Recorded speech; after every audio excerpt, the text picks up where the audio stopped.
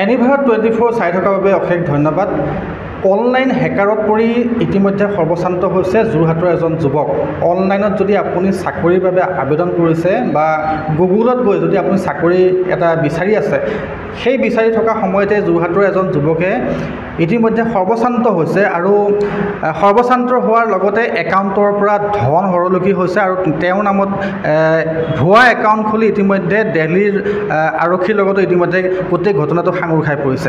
মোৰ লগত আছে সেই ভুক্তভোগী। কি নাম তোমাৰ? মোৰ নাম মাধৱ কলিতা, ঘৰ চতাই চিনাতলি।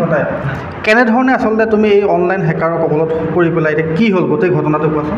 প্ৰায় 2 বছৰমান আগতে মই এটা অনলাইন ৱেবছাইটত চাকৰি এপ্লাই কৰিছিলোঁ। তাৰপিছত মোলৈ ফোন আহিছিলে।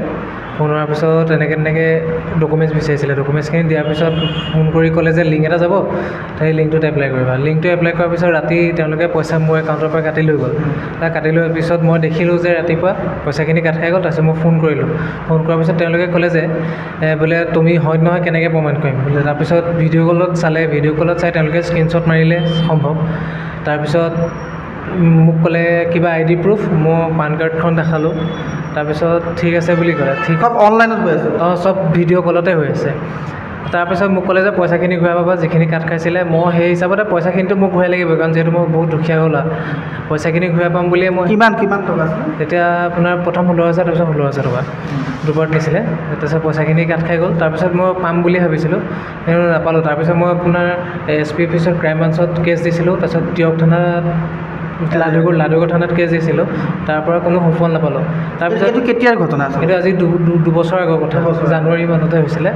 তাৰপিছত দেখিলোঁ তেতিয়া কোনো সুফল নাপালোঁ। মই ভাবিলোঁ চাগে কেছটো হেৰি হৈ গ'ল। আজি যেতিয়া দিল্লী পুলিচ আহি আমাৰ ঘৰত পাইছেহি, যেতিয়া তেওঁলোকে দেখাইছে যে দিল্লীত তোমাৰ নামত এটা HDFCত একাউণ্ট আছে, সেই একাউণ্টত প্ৰায় 1,33,000 টকা কাৰোবাৰ একাউণ্টৰ পৰা ট্ৰেন্সফাৰ হৈছে আৰু পইচাখিনি উলিয়াই লৈছে।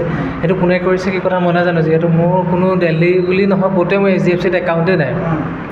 তাৰপিছত তেনেকৈ ক'লে তোমাৰ সেইটো কোন বেংকৰ একাউণ্ট আছিলে যিটোৰ পৰা তোমাৰ টকা লৈ গৈছিলে? মোৰ তেতিয়া SBIত আছিলে। তাৰপিছত এতিয়া HDFCত মই বোলো মোৰ একাউণ্টে নাছিলে। তেতিয়াহ'লে এইটো কোন এনেকৈ দেখাইছে, যিখিনি ফটো দেখাইছে মোৰ সেইখিনি মানে মই যেতিয়া ভিডিঅ' কল কৰিছিলোঁ মানুহজনে সেইটো মানে সেইখন ফটো স্ক্ৰীণশ্বট মানে মনত পৰিছে। আৰু মই পান কাৰ্ড তেনেকৈ হাতত লৈ আছিলোঁ। এতিয়া আজি দিল্লীৰ পৰা যেতিয়া পুলিচ আহিছে তেওঁলোকে কি কৈছে? তোমাৰ নামত এটা ভুৱা একাউণ্ট খুলিছে। তেওঁলোকেতো ভুৱা বুলি কোৱা নাই, মই কৈছোঁ যে মোৰ তাত কোনো একাউণ্ট নাই। তেতিয়া আমাৰ অসম পুলিচকেইজনেতো তেওঁক বুজাইছে। তেখেতে যে কৈছে ভুৱা হয় কি হয় নাজানো, পইচাখিনি দিবই লাগিব। আৰু কিমান টকা বুলি কৈছে? 1,33,000 টকা দিব লাগিব বুলি কৈছে তেখেতে, আৰু 7 অক্টোবৰৰ ভিতৰত দিবলৈ কৈছে। এতিয়া তুমি কেনেধৰণৰ পদক্ষেপ লৈছা গোটেই ঘটনাটোক লৈ? তোমালোকে আৰক্ষীক জনাইছা? মই আৰক্ষীক জনাইছোঁ, আমাৰ বাইদেউক জনাইছোঁ। কোনটো ক'ত জনাইছা? কোন থানা? আমাৰ SP অফিচত এডিশ্যনেল SPক জনাইছোঁ। আৰু বাকী তিয়ক থানাত এজাহাৰ দিছোঁ এতিয়া। তাৰপিছত কি হয় এতিয়া তেখেতলোকে কেনেকৈ কি কৰে।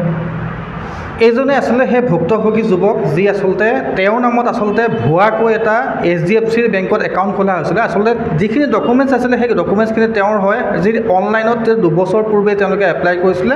তাৰ পৰাই আচলতে ডকুমেণ্টছ আৰু ফটোখিনি লৈ তেওঁলোকে এটা HDFCত একাউণ্ট খুলিছিলে আৰু তাৰ পিছতেই সেই একাউণ্টত প্ৰায় 1 লাখৰো অধিক টকা সোমোৱা বুলি তেওঁলোকে অভিযোগ কৰিছে। আৰু আজি দিল্লী পুলিচ ইয়াত আহিছে।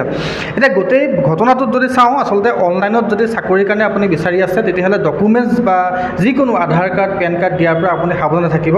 ইতিমধ্যে তুমি যোৰহাটৰ সদৰ ইয়াত জনাইছা, যোৰহাটৰ আৰক্ষী অধীক্ষকক জনাইছা, তিয়ক থানাত এখন এজাহাৰ দাখিল কৰিছা। কেনেকুৱা এটা ঘৰৰ পৰিৱেশ তোমালোকৰ যেতিয়া দিল্লীৰ পৰা এটা পুলিচ আহি গৈছে? তেতিয়া মইতো নিজৰ কাম কৰি আছোঁ, মোক ফোন কৰিছে বোলে তেনেকৈ বোলে দিল্লীৰ পৰা পুলিচ আহিছে। তুমি দিল্লীলৈ গৈ পাইছানে কেতিয়াবা? আজিলৈকে দিল্লীটো গৈ মোৰ ঘৰৰ যোৰহাটখনৰ পৰাহে গুৱাহাটীলৈকে গৈছোঁ, তাতকৈ নাই যোৱা। আৰু এতিয়া কি বিচাৰিছা? কেনেধৰণে আচলতে ন্যায় বিচাৰিছা তুমি? ন্যায় এইটোৱে বিচাৰিছোঁ, যিহেতু মই সেইটো কাম কৰা নাই আৰু সিমানখিনি পইচা মই এতিয়া লগালগ 7 তাৰিখৰ ভিতৰত দিবলৈও সম্ভৱ নহয় মোৰ ক্ষেত্ৰত। এতিয়া তাকে মই তোমাৰ নিজৰ একাউণ্টত তুমিতো পইচাটো পোৱা নাই? নাই, মোৰ একাউণ্টত পইচা পোৱা নাই। আৰু যিহেতু মোৰ এতিয়া অৱস্থা ইমানো ভাল নহয় ঘৰৰ এতিয়া কেনেকৈ দিওঁ কি কথা একো ভাবিও পোৱা নাই সেই হিচাপতে এতিয়া আকৌ আৰক্ষীৰ ওচৰ চাপিছোঁ কি কৰে তেওঁলোকে এতিয়া তেওঁলোকৰ ওপৰতে আশা কৰি আছোঁ আশা কৰিছে এই হৈছে আচলতে এজন খেতিয়কৰ সন্তান আৰু তেওঁ এটা ব্যক্তিগত খণ্ডত যোৰহাটত ইতিমধ্যে কৰ্মৰত আৰু কোনোদিনে দিল্লীলৈ গৈ নোপোৱা বা HDFC বেংকত কোনো ধৰণৰ একাউণ্ট নোখোলাকৈ তেওঁৰ নামত কেনেকৈ একাউণ্ট এটা খোলা হ'ল এয়া প্ৰথম কথা আৰু দ্বিতীয়তে যি ধনৰাশি জমা হোৱাৰ কথা কৈছে বা তেওঁলোকক দিল্লী পুলিচে এৰেষ্ট কৰাৰ ভাবুকি দিছে এই ঘটনা সংকটত ইতিমধ্যে যোৰহাটৰ আৰক্ষী অধীক্ষকক বাইদেউ অৱগত কৰিছে আৰু তাৰপিছত তিয়ক থানাত ইতিমধ্যে তেওঁ এখন এজাহাৰ দাখিল কৰিছে হয়তো ইয়াৰ পিছতেই যি যোৰহাটৰ বা আৰক্ষী প্ৰশাসনে ইতিমধ্যে এইজন যুৱকক ন্যায় প্ৰদান কৰিব বুলি আশা কৰিছোঁ কিন্তু আপোনালোকেও কিন্তু অনলাইনত চাকৰিয়ে হওক বা অন্যান্য শিতানত কিন্তু আধাৰ কাৰ্ড বা আপোনাৰ যি যাৱতীয় ডকুমেণ্টছ বা নথিপত্ৰ সেইসমূহ কিন্তু আদান প্ৰদান কৰোঁতে কিন্তু আপুনি সাৱধান হোৱাটো নিশ্চয়কৈ ভাল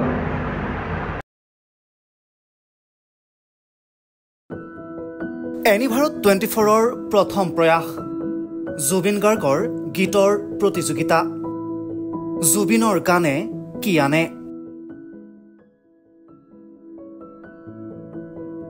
অডিশ্যনৰ বাবে যোগাযোগ কৰক 8638661821 আৰু 8812831556 নম্বৰত এনিভাৰত 24 উদ্যোগত এটা নতুন সংগীতৰ প্ৰতিযোগিতা আয়োজন কৰা হৈছে য'ত মোৰ গানৰ প্ৰতিযোগিতা হ'ব আপোনালোকে তাত প্ৰতিযোগী হিচাপে আহিবলৈ পাৰিব আৰু মোৰ ফালৰ পৰা আন্তৰিক শুভকামনা জনাইছোঁ আৰু অনুষ্ঠানটোৰ নাম হৈছে গানে কি আনে সকলোকে মৰম জনাইছোঁ সকলোৱে আহক ইয়াত অংশগ্ৰহণ কৰক thank you very much love U